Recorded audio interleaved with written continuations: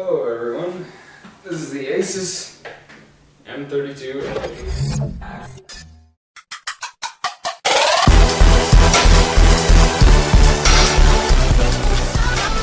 Now, today I'm going to be doing a video on the Asus M32.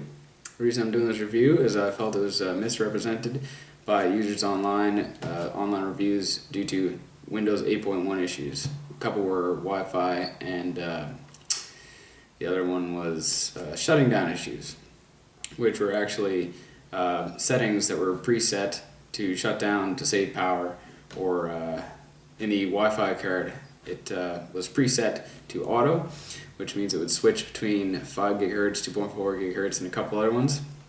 I had to go in and switch it to BGN to make it function properly so that it wouldn't disable itself, and then I was unable to enable it, sorry. So real quick, I'm just going to go over the features on the front panel here. Basically, we've got a nice matte finish. We've got two USB 3.0 that support power down charging. We've got an SD card slot and a mic and headphone jack. We also have a CD-ROM up there, so that's great. And one feature a lot of people probably don't know about is that this model, although it doesn't look like it, also has a front case fan. Inside it has basically a space for a front fan, and on the bottom is the exit port for all hot air right here. You probably can't really see it very well, but there's holes right here, and basically the inside fan will just exhaust out through the bottom. I think that's a pretty cool feature myself, and I'm glad Asus, or whoever's the manufacturer of this case is, included that, because I think it's really cool. Basically what you're going to get in the box is this little Wi-Fi antenna. You're going to get a keyboard, kind of a gaming kind of form factor, as well as a Asus mouse, which is also kind of gaming form factor. Well, it doesn't have the lights or anything like that, but it's just the way it's formed. The motherboard in this thing is a H81M, as you can see there. And here's the front fan I was talking about right there. And of course the rear fan, and of course the CPU fan.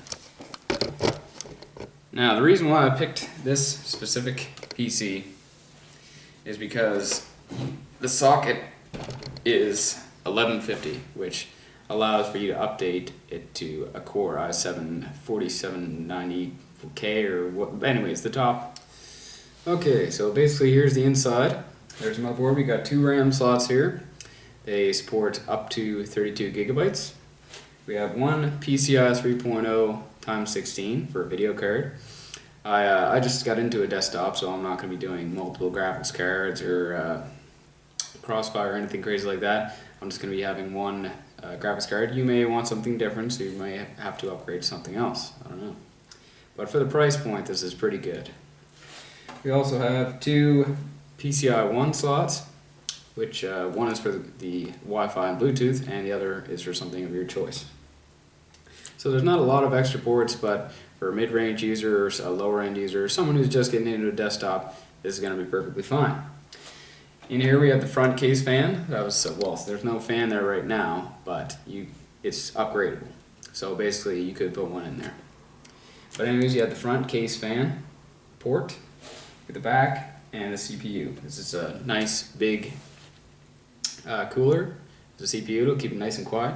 Basically when I've been using it, it hasn't, I haven't heard any noise. It's been perfectly silent. It's never, even when I'm playing Skyrim, and it's interesting because I haven't needed a graphics card to play Skyrim or Tomb Raider 2013 or any of the higher end games, Battlefield 4. This is actually the i5 version. They say, well, some of the reviews I was looking at online, the other 2 models are the other 3, sorry, A6, A8, and A10 AMD.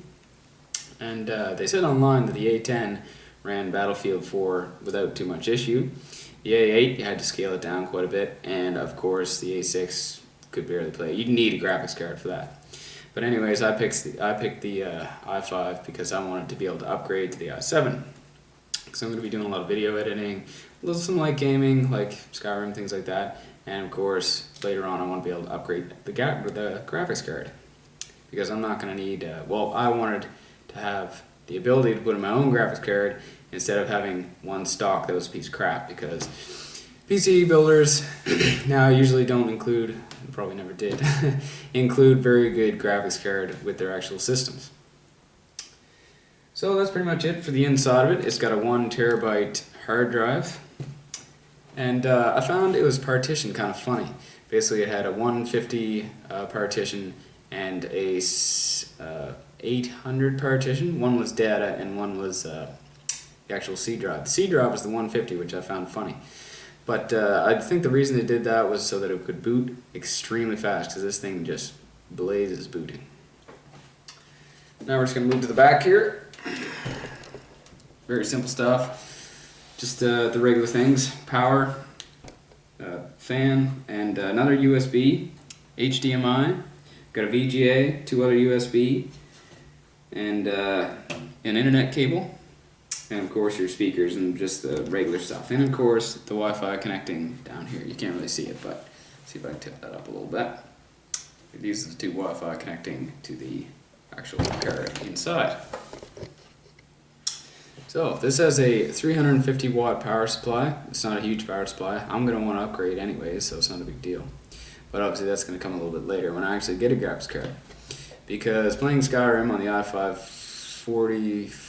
4460, I haven't had any problems. I've played it on medium. It starts to slow down in high, and in ultra you can't play it. Tomb Raider 2013, same thing. I can get up to high before it starts getting a little bit of lag, and then ultra, can't play it. You can also turn on all the features like VSync, all that good stuff. So it's not really a big deal for me right now, especially with my monitor. My monitor is best on 720p. It also has 1080i, but I do play Tomb Raider 2013 on 1080, and it works just fine. Okay, in closing, I guess the best part about this PC is the price point for what you get. I bought this at around Christmas time for $500 for an i5 with upgradability to i7 and all that good stuff. It's a pretty good deal with a 350 watt power supply. At least I thought so with USB 3.0. Also, like I said before, you're not going to have any problems playing games like Skyrim or Battlefield 4 or Tomb Raider 2013 on medium and low. You're not going to have any problems at 1080. But if you want to get up to high and ultra, obviously you're going to have to buy a graphics card, because the integrated graphics in this, I believe, is what do they call it? The HD 4600 by Intel. So it works pretty good. I was able to get steady frame rates of 30 frames per second on all those games. For Skyrim on low, I was able to get 50, so I mean it's pretty good. But yeah, that's pretty much it for the Asus M32. Adios.